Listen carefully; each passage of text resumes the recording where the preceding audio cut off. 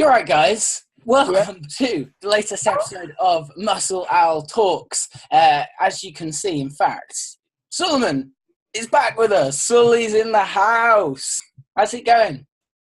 Yes, I'm good. Yeah, you've been away for a while in Amsterdam. Yeah, I was in Amsterdam that week. And no comments. No, you can't say that, Solomon. It makes that alludes to Yeah, it was very good, that your trip was just filled with debauchery. Yeah, it was very good. Enough said. We thought we'd just do a kind of what Michaela calls a chilled episode.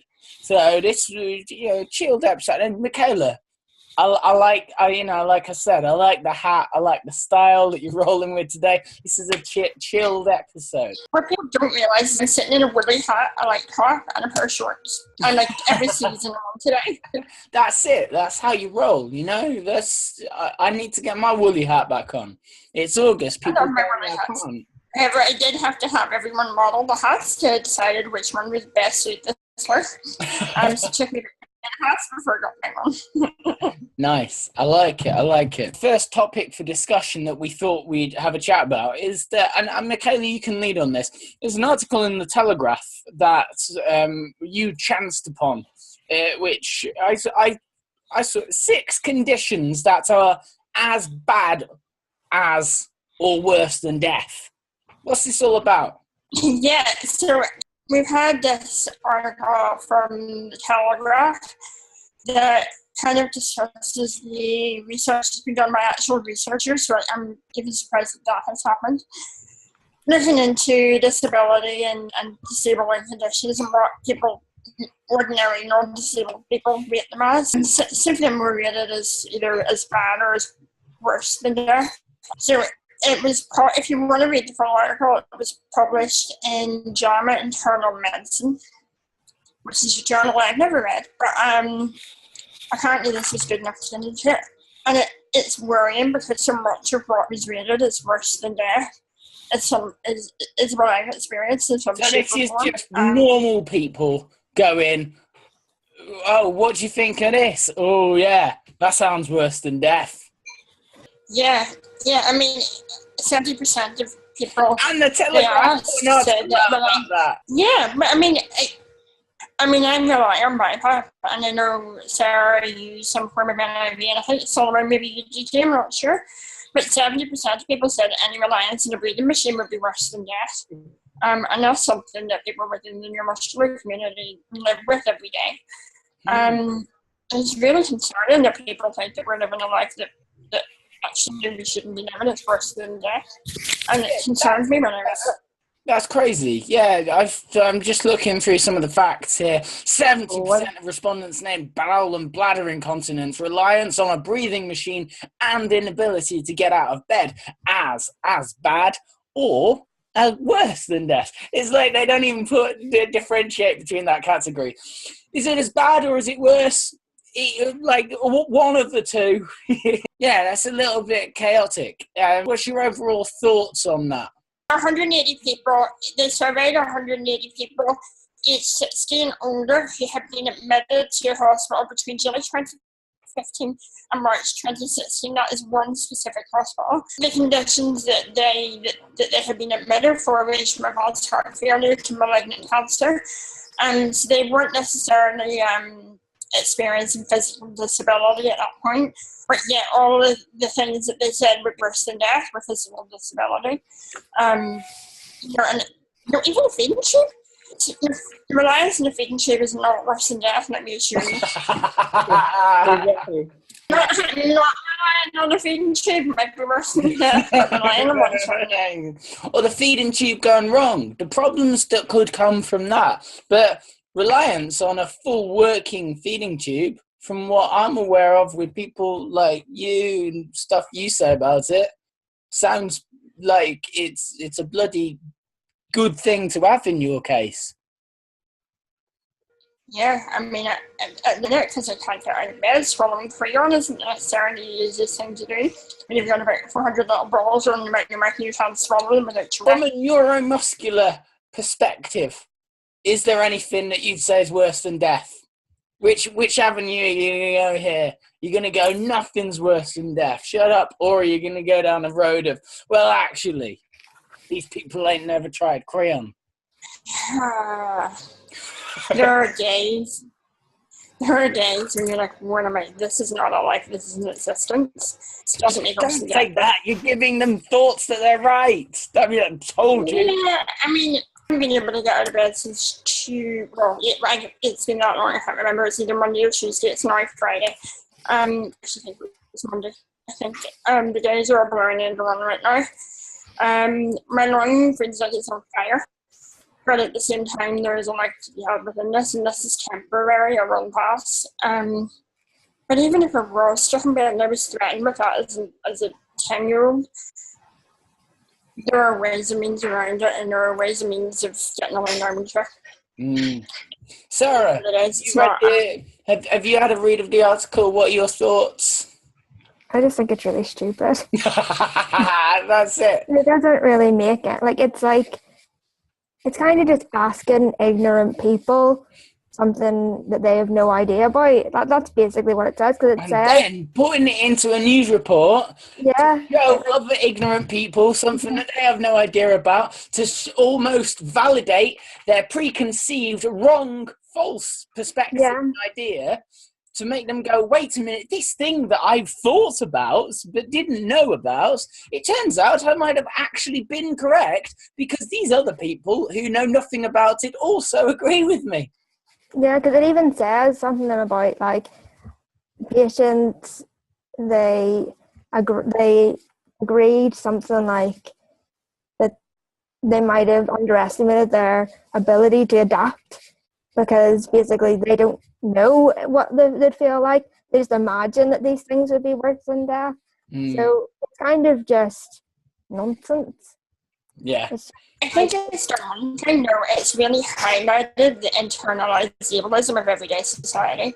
It's highlighted the fact that people do not get disability in the way that they should, and they automatically assume it's bad. I'm not saying it's necessarily a positive thing to happen. But everybody in every work of life it's a terrible negative. Michaela, it's just the thing. It reinforces ableism. That's it. That's what I think. That's the thing. It's not just you reading this article. If it was just compiled for your own reading, you'd go, oh yes, everyone's stupid. They don't know anything. But this isn't that's the thing they do know. They know, like, mainstream society. And it represents actually what mainstream society is actually thinking about disability right now. And that in turn is only going to be a barrier to the social inclusion that we want to see in the world. And that's what concerns me most, actually. It's going to, will it end up, these attitudes that we clearly see in this article are going to end up putting a barrier, whether it's to getting a ramp put up or to getting a button to open a door. Those are the things that this in turn impacts on real everyday life, and it becomes quite dangerous at that point. I think, like, the tone of the article is, like, legitimizing these people's feelings. It's not written in a way that I think these are unreasonable feelings, and I think the only thing good that would be able to come from it is if people like us point out why it's so stupid. So, like, if they had written it in a way that was saying, you know, these people think this is worse than death, but that's wrong, it wouldn't have such a, like, think that it was so bad, if you know what I mean. Or if these people think it's worse than death, and they might be wrong, but that's the thing. Yeah, but it's basically just, this is what people think. And again, it's in the Telegraph, one of the papers read by some of the wealthiest people in our society, some of the right-leaning people who are in government, also owned by the Barclay brothers, who pay no taxes whatsoever because they live over in Channel Islands and do their own thing. So I think, again, it's just bad news that these are the people in control, in charge. They're acting like Adam Boot wrote the article. I don't know. I'm not going to make prejudgments or preconceptions about the man, because that's not the kind of thing that we do. But yeah, in fact, that leads on to what we were also going to talk about in our chilled episode today of everyday ableism. You wrote a blog about it, Sarah, the other day. Yeah, I started like a new blog series just with stories and things that like I've encountered, and the latest one was about a Twitter hashtag. It was about a month ago now, shit able people say, which is basically just people posting stupid things, like not even stupid, but just ignorant things that people had said to them, or like situations that they'd been in and stuff. And I posted one, and then they kind of just snowballed. I didn't even realize it had so many things said to me until I started writing them and seeing what other people had said and stuff. It was very interesting read as well for me, even as someone who does encounter it, things that I wouldn't have thought of before. So it was like a learning experience and a cathartic one of getting it all off my chest. Any key experiences that you think, actually, yeah, this is one that's really important? The one that always comes to mind is when strangers ask me like my prognosis. That's the one that like it really annoys me, because it's like, I think it's just so ignorant, because nobody really knows. It's like, yeah, and I've had that from non-disabled people and disabled people asking me that, but the people with different disabilities than mine, and I don't know, it's just like it's like, how long's a piece of string? Nobody knows. Yeah, it's almost like that kind of perversion of wanting to know about someone else in a, I don't know. Michaela, what do you think about, you said, you were saying earlier that you had a good look over all the hashtags and a 2-day kind of chuckle to yourself about them. Yeah, I had to go back and find my favourite one because I couldn't remember it. And I'm not going to mention who it was or anything like that. But one person commented that they were told to not leave the house on their own because if they were to have a seizure, they would get raped. I'm like, what? But not only were they told it, they were told this by a health professional, by a social worker, and I'm like, what is man. Michaela, we were after some funny ones. That ain't funny. That's serious. So yeah, that's like tabloid article annoyance. It's a word. Have you got? I mean, I didn't have a few of mine that I was almost going to post and then didn't. Was, does she take sugar? Does she? Right. That's me. That's his favourite one. Yeah. I've had, what day centre do you go to? If I had a penny for every time I got asked that, I'd be rich. There's so many stupid ones. What day centre do you go to? Was that when you first started working for Muscular Dystrophy UK, somebody said to your mum, did they say, does she get paid in real money? Does she get your money? She said, no, what do you think? Chocolate coins.